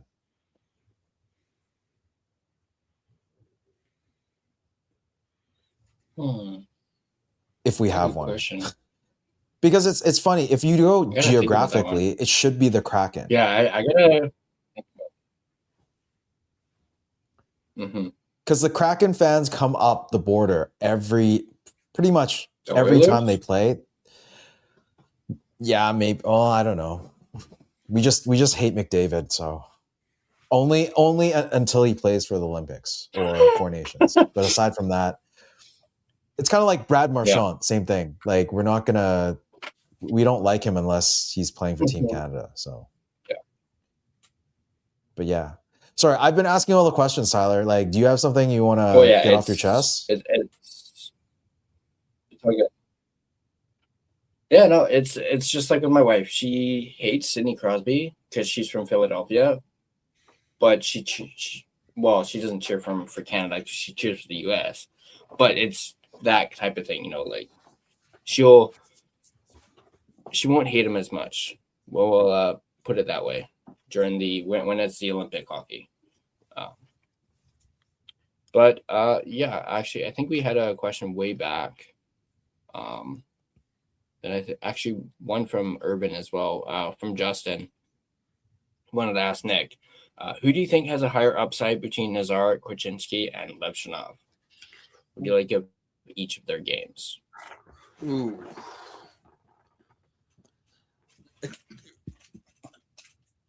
Justin, sorry I didn't see the question earlier, so I want to apologize on that part. But right now, it's the higher ceiling, higher upside. It's between Levshunov and Nazar. It's hard to say what's going on with Korchinski. I personally am a big fan of Korchinski, but it feels like he's not developing fast enough for the team, where he's getting passed up in the depth of the Hawks system, because he just played 2 games in a row for the Hawks and played a whole whopping 14 total minutes in those 2 games, because he played 8 minutes in one game and 6 minutes in the next. And then he was just sent down to Rockford. It's hard to say what's going on with Korchinski. Nazar has a high ceiling. He just needs to be more consistent when it comes to his offensive side of the game. He has a good defensive mindset, good mind on ice. He's still learning how to become more consistent when it comes to scoring. Yes, he scored today, but he could also go on a 20-game goalless drought, which he just had this year. He has now 3 goals since Halloween. That's not a lot. Levshunov, you get a roller coaster with Levshunov. I love him. I was on Team Draft already before everyone, where a lot of fans were on Team Draft Demidov. I was like, we need a good defensive prospect. I witnessed Levshunov play in college before, and I liked his game. Frankly, oddly enough, that was Levshunov's last ever college hockey game I got to see him play, and it was technically Frank Nazar's second to last college game, because they were playing each other in the NCAA tournament, and it took place in St. Louis. And so I was able to witness them play each other before Levshunov was a prospect. But for the Hawks, and I knew Nazar was a prospect. It's a roller coaster with Artie because he has so much raw talent. He just needs to figure out how to put it together. He looks like right now he's thinking too much on ice. Like today, there were a lot of opportunities he should have shot the puck. And then there were a couple opportunities he should have passed it. He looks like right now he's thinking. He's a 20-year-old defenseman in the NHL. You're going to get that. And Nazar, this is his first year of pro hockey, first full season of pro hockey, second year of pro hockey altogether. Like NHL level hockey, first full year, second full year of pro. I would say Lechinov has the higher ceiling and Nazar's just behind him. So like going depth role, you're going to have Connor Bedard top, then Lechinov right now at number 2. I would then put Anton Frundell at number 3, and then Nazar at number 4. I know I didn't mention Frundell, but Frundell is seemingly to be a legit prospect who the Hawks took at 3rd overall last year, and looks like he's going to be making his NHL debut in the next couple of weeks here once Djurgården and the Swedish league is once Djurgården's season's over in the Swedish league, because I don't know if they're in a playoff spot right now. If they are not favored to make it out of the first round. No, I'm glad you brought up Frondell because I was watching the Olympics and watching Team Sweden. Dude, this kid is he's good, man. Like I'm really happy for the Hawks to pick that guy up. Holy crap. Just like, I don't know if you watched the Olympics. Did you watch the... Yeah. He didn't play the Olympics. He was playing the World Juniors. That's where he was shot. Right. The World Juniors. Yeah. Sorry, I was watching... I got it mixed up, but I was watching the World Juniors too, and I think it was against Sweden. It was that last game that they were neck and neck, and then it went to shootout, and I think it ended up being 6-7 rounds of shootout, and he was the one that won it, wasn't it? Can't remember exactly, but Frundell, he has a lethal shot, I would say, from that circle, and I'm looking forward to seeing what he can do with it in the NHL, because it's an NHL ready, basically half slap shot, half one timer. I'm ready to see what he has, because his build is like Alex Barkov. He has, and I feel like, and he plays a similar style as Barkov, with a higher offensive output. I'm looking forward to seeing what Frundell can do with this young Blackhawk team when he's up in probably 2-ish weeks, probably 3 at most, because it sounds like he's going to leave when his team's done in Sweden for the season. He's immediately coming to the Chicago Blackhawks and playing NHL games this season. And the Hawks have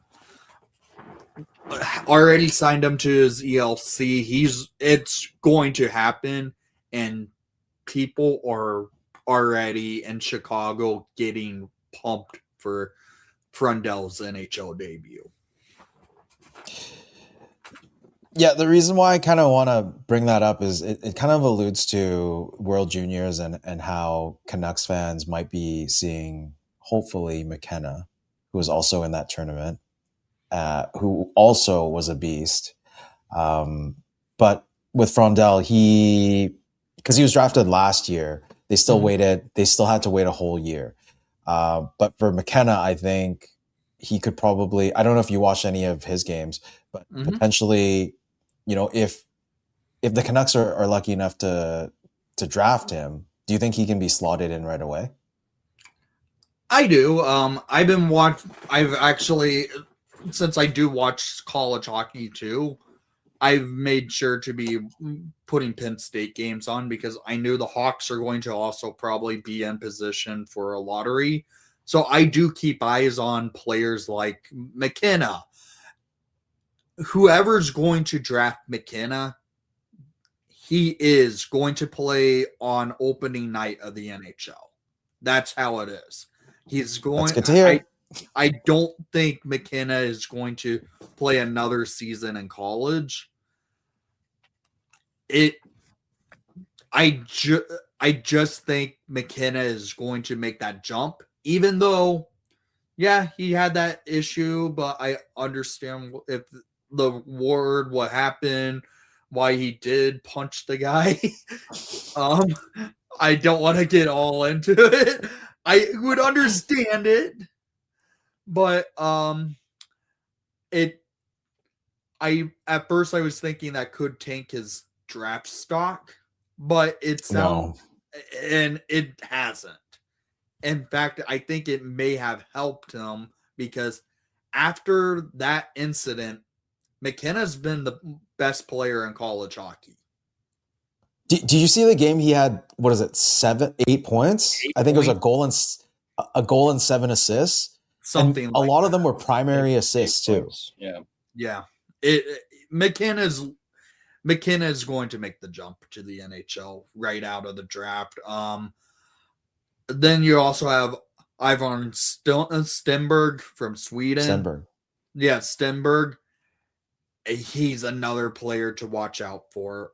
I would be like, if the Hawks are in the top 2 or if the Canucks are in the top 2, one of us would have a legit prospect on our hands because they're both probably going to make the jump to the NHL day one. But I think it sounds more like, I mean, we don't know. Canucks luck, lottery, we've never really had luck.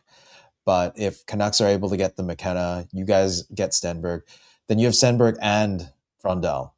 And they played quite well together in that tournament. So yeah. Or if, like, for instance, you guys take Stenberg, Hawks take McKenna, then the Hawks can unite the two cousins together in Chicago. Okay, fine. You guys have the storylines. Whatever, man. I'm just saying, you can unite Bedard and McKenna. You have the cousin storyline. The Hawks already had the great uncle of Connor Bedard, James Bedard, played for the Blackhawks back in I believe it was the 40s or 50s. So there's a story, like a family heritage right in Chicago for the Bedard family. Granted, yes, McKenna is is cousins by marriage, and it's like distant cousins for Bedard and McKenna, but it's a cool storyline. But if Stenberg comes to the Hawks, the way he and Frondell were in the World Juniors, it was electric. I'm okay with either or if it comes down to that. Dude, immediately, do you think that would be your fourth line duo or third line duo? Probably start off with fourth line to open the night. Opening night. For Frondell and Stenberg. I would say it's probably second line. Wow, that high up. Mm-hmm. That high up. Okay. I'm already once Frondell makes his NHL debut, I'm slotting him on that first line with Connor Bedard this year. Wow. I would say I could see that as the first line, and then if like Stenberg got drafted to the Hawks, they would probably play on a second line together because what they were able to do together in the World Juniors for Sweden. Wow. Okay, you guys heard it first here, man. I mean, we'll see at the draft, but yeah, the lottery's still probably 2 months away, something like that. Yeah, it's gonna be, I think, second round. They'll do the draft at the second round of the playoffs. That's when they usually do it. Yeah, that's usually about right. So about 2 months, we'll see draft lottery results already out. It will be interesting to see what happens because I'm really hoping St. Louis does not land one of those top 2 picks. You and I both. There's another question from Swervin. Hopefully he'll rewatch it. That makes but can you take us back? I mean, maybe prepare the Canucks fans. Oh my God. I actually have video of my basically I instantly recorded it. That day when the Hawks won the draft lottery, I was in shock, and I felt like the Hawks literally it felt like how it was when the Hawks won the Stanley Cups. I don't want to compare it to it because we just had one of the worst seasons in Blackhawks history that year. And we just lost Jonathan Toews. He just retired, and we all thought he just retired, and Patrick Kane was just traded at the deadline that year in 23. I was like, the Hawks are going to be in a position, if they can draft Connor Bedard, this might accelerate this rebuild.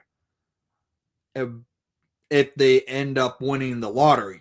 But then I was like, okay, lottery's happening. Seeing Bill Darrelly flip those cards, I'm like, we just moved up when they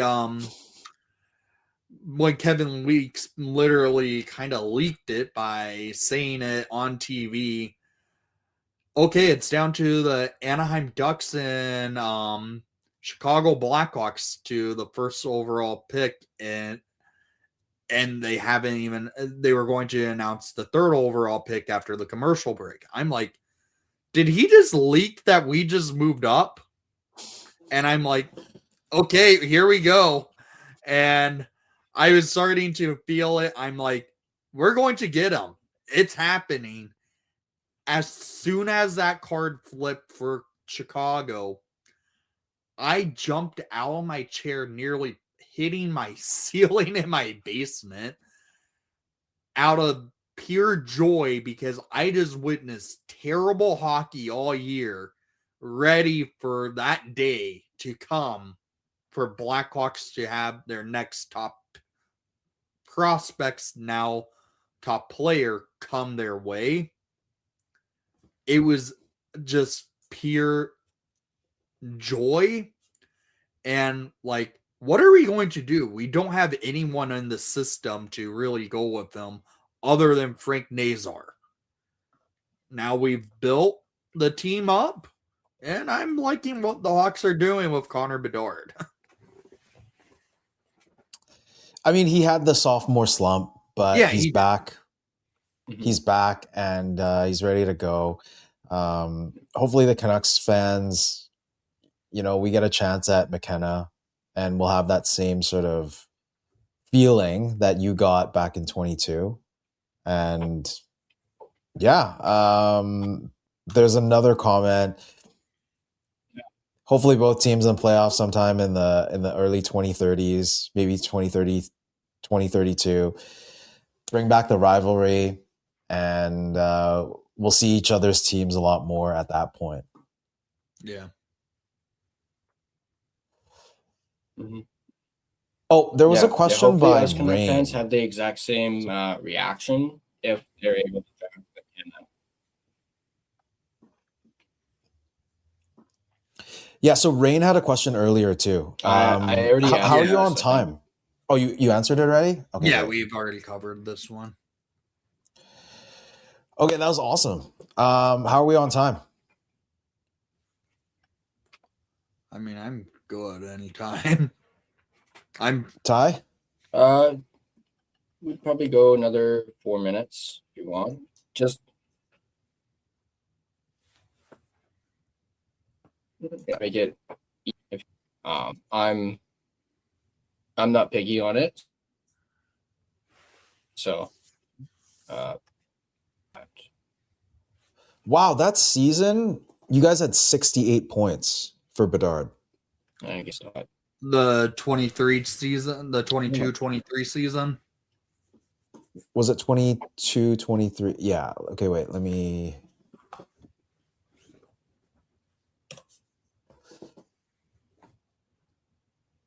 let's see here.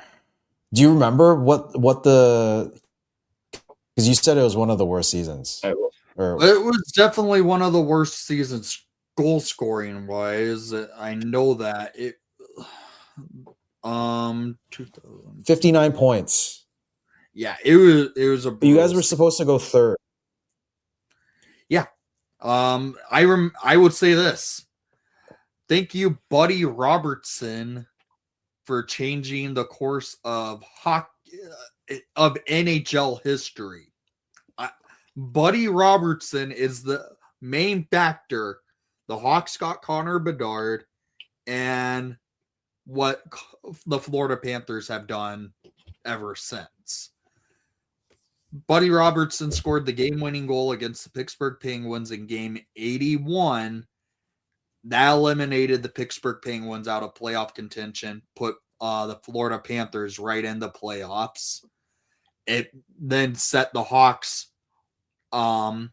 within that bottom three spot.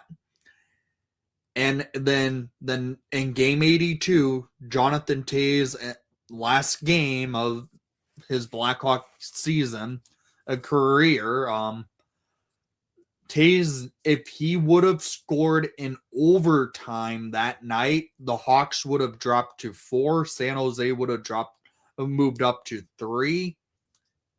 And Damn. San Jose could have had Connor Bedard. The Hawks ended up getting Connor Bedard because Toews unfortunately couldn't score the game-winning goal in overtime. So things happen for a reason. It feels like that. Happens for a reason. And then now you have the Florida Panthers have gone to 3 straight Stanley Cup finals ever since that incident happened. Yeah, that was a crazy run. That was a crazy run by Florida that year. Mm-hmm. But looking back at the standings, Hawks and Blue Jackets were tied in points, but because the Hawks had one extra win, they fell to third. So whoever had third would be eventually drafting Bedard. Mm-hmm. So that's the history books for you guys. It's always fun to look into like the what leads to certain things, like 07's NHL like for the draft lottery. I always think Patrick Stepan on just skating right past the empty net to solidify a win for the Dallas Stars in regulation. The Oilers go down the ice, tie the game up, force overtime. Dallas wins in overtime. And that led to the Oilers missing the 1 point they would have needed to be in the 5th spot. That spot ended up becoming the Blackhawks spot. Patrick Kane is to the Chicago Blackhawks because Patrick Stepan skated past the goal to fill in an empty net. Damn, this is such interesting like facts that only Nick would know. I mean, if you guys want more of that stuff, make sure to give him a follow over at Windy City Hockey. I mean, after talking with him, he's another encyclopedia for the Blackhawks, which is why he does this channel. So if you want to know more about Connor Bedard, some of his history, make sure you go give him a follow. Check out some of his videos and streams. I'm going to go one last question before we head off. Not sure if you know much about this, but have you watched Verhoff much? I've watched some Or is it on juniors? Verhoff. I've been keeping track on Verhoff.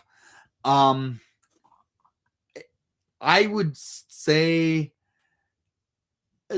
I know a lot of Hawks fans actually would prefer them to draft him over Stenberg if the Hawks are in the top 3 and like one of the two drops to number 3 and the Hawks are drafting 3rd, for instance. Fans would want Verhoff. I'm like, I understand it. I like him as a defenseman. He's a great defenseman. Whoever drafts him, they're going to have a legit star defenseman on their team.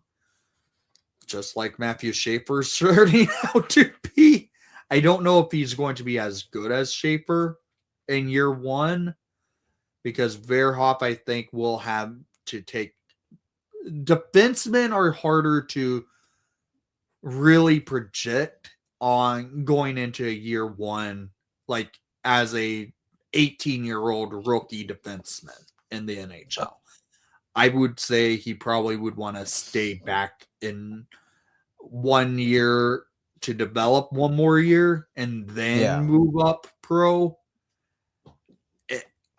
That's how I would always view for a defenseman. Take an extra year to develop, then if you want, try and go pro the next year. That's where I would be. I think Canucks fans are very familiar with that. When Benning drafted none other than OJ Ulevy, like just that was such a bust, like for positional needs. So I don't know if Hawks fans really need. Well, you guys probably would need a defenseman, but to draft positional needs as opposed to actual talent, that would probably be. Like, if you guys had a chance to stab at one of the forwards, why not, right? But it is what it is, right? So, okay, cool. That's about it. That was a great show. Thank you, Nick. Really appreciate you, jumping on last minute. Like, we spoke because of the trade deadline this morning, and then Nick was nice enough to be like, yep, let's do a post game because, Hawks and Canucks. And I'm grateful to have this opportunity because this is the first time Nick and I actually seeing face-to-face, not in person, but on the camera, Through digital. Yeah. And I'll definitely be checking out a bit more of your content and hope everyone else will. And any people that are following Windy City Hockey, that's over here, come check us out. Headspace Hockey. We're new. This is actually our 3rd live within 24 hours. It's been rough, but thank you, Tyler. Appreciate you, helping us out. This is the 2nd one today. Tyler's tired. I think he's hasn't slept all day, but I will let you finish us off. Yeah, well, I had that 4-hour nap, and that's a big reason why I missed pretty much the entirety of the game. But it's okay. I'm just quickly posting Headspace Hockey link in the chat as well, just so that's in there as well. You guys can check it out. But yeah, no, Nick, thank you for doing this. I really appreciate it. Like Gerald said, pretty last minute. Hopefully we can have you on again, perhaps next season. Next time the Canucks face the Hawks, and who knows, maybe at that point it might be a battle of cousins, McKenna versus Bedard. Hopefully, fingers crossed for us Vancouver fans. That is the next time the Blackhawks face the Canucks. And hopefully it stirs up a new rivalry if that is indeed to happen.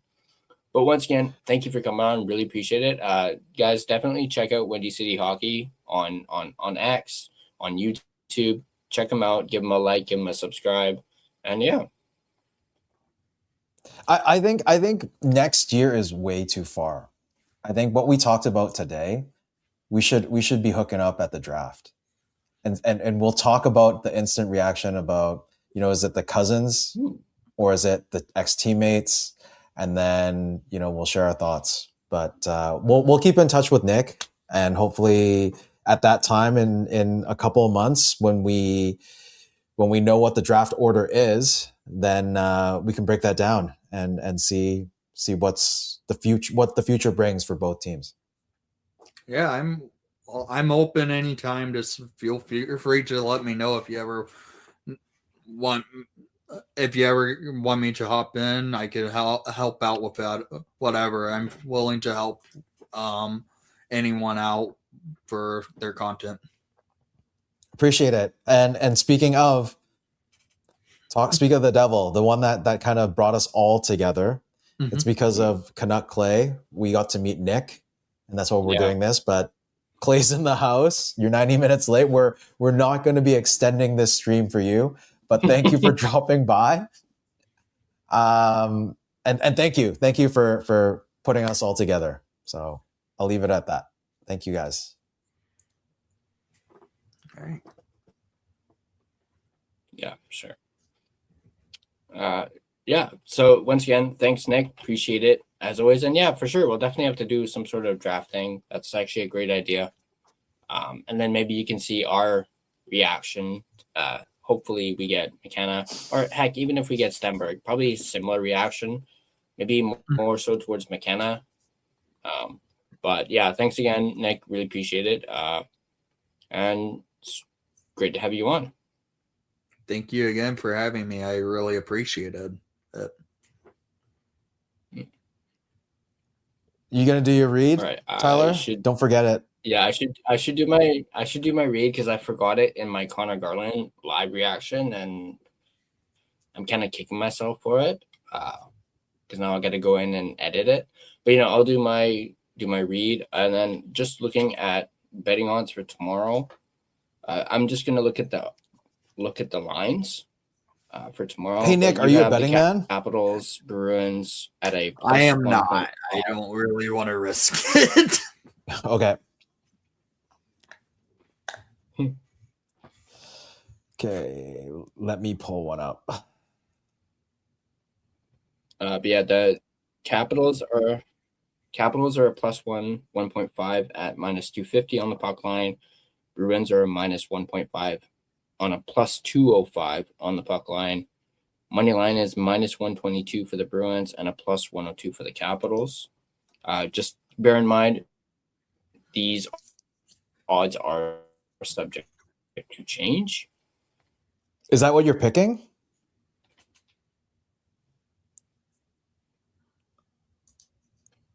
Tyler, is that what are you picking for tomorrow?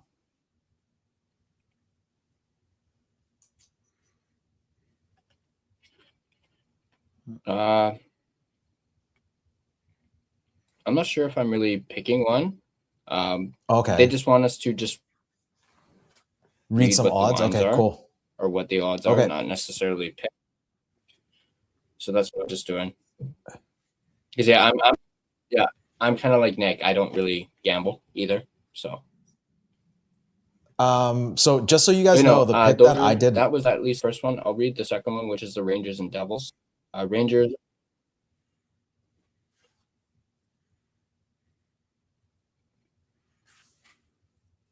Sorry, go ahead. You're frozen. Okay. Yeah, just so you know, I picked Quinn Hughes yesterday. He got a point today, got an assist. So, $10 got you, I think it was 16. So, for tomorrow, I don't have anything in mind. Don't really want to waste all of your time. But just looking quickly at the games tomorrow, I'm just going to pick the Lightning over the Leafs.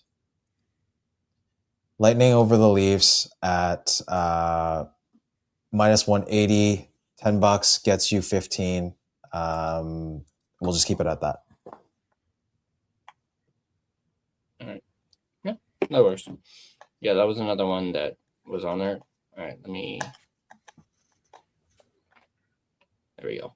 All right, so that being said, this live stream, this post-game show has been a proud presentation of DraftKings Sportsbook, which is an official sports betting partner of the NHL. DraftKings Sports.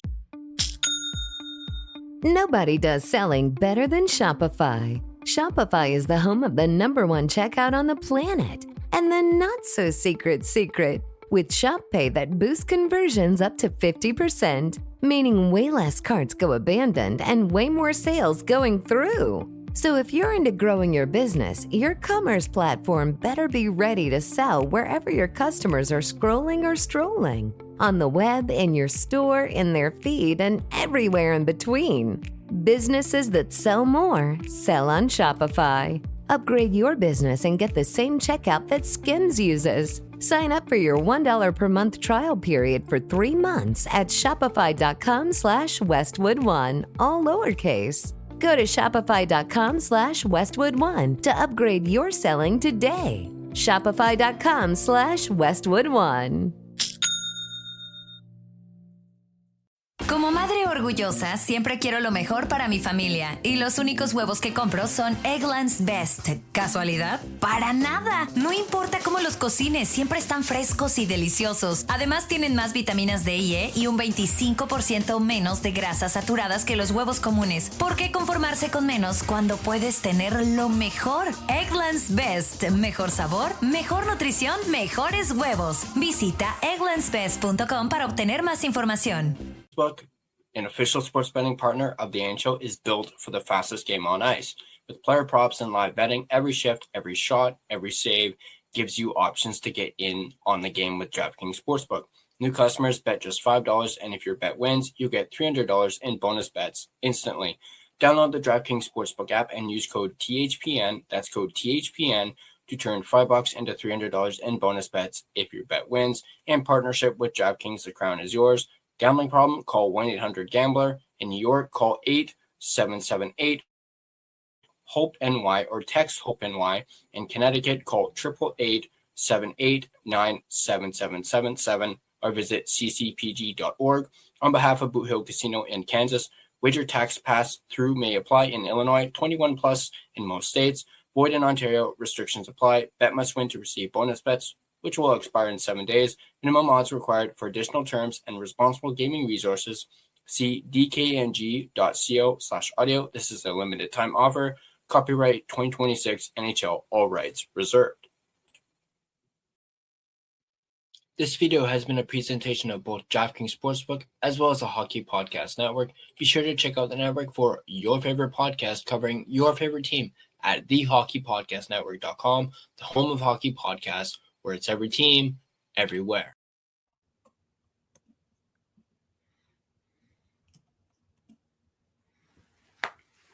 All right. Well, thank you once again, Nick, for coming on.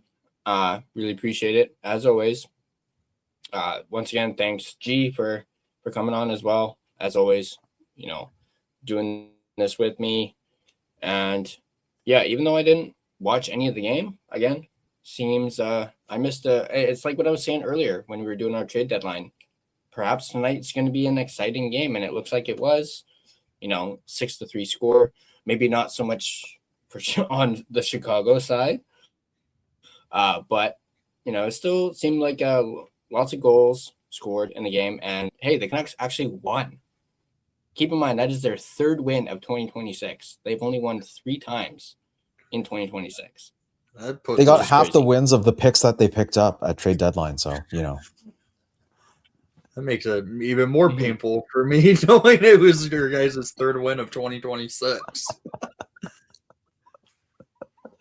But I'm glad we can all have a chuckle at this because we'll be happy at the draft. It's fine. We'll be good. So, yeah. Okay. We're good, Ty? Yeah. Thanks once again. Yeah, we'll call it there. Thank you, everyone who's been in chat, watched the entire thing. Shout out to Clay for popping in. Fangirl, Taylor. I didn't actually even mention Taylor. Taylor, good to see you. I know Justin was in here earlier, rain and whatnot.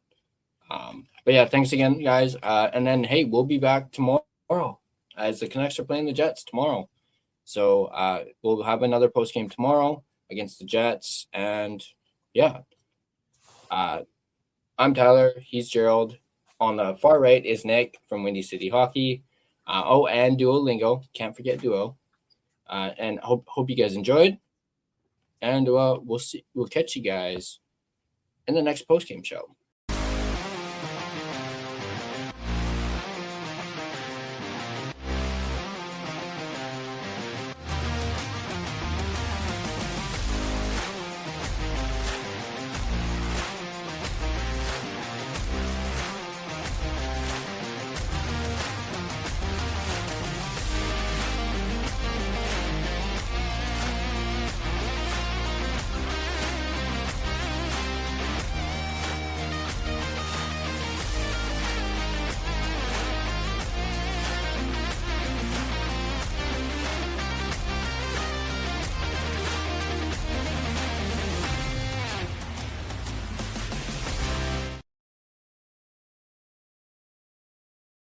Como madre orgullosa, siempre quiero lo mejor para mi familia. Y los únicos huevos que compro son Eggland's Best. ¿Casualidad? ¡Para nada! No importa cómo los cocines, siempre están frescos y deliciosos. Además, tienen más vitaminas D y E y un 25% menos de grasas saturadas que los huevos comunes. ¿Por qué conformarse con menos cuando puedes tener lo mejor? Eggland's Best. Mejor sabor, mejor nutrición, mejores huevos. Visita egglandsbest.com para obtener más información.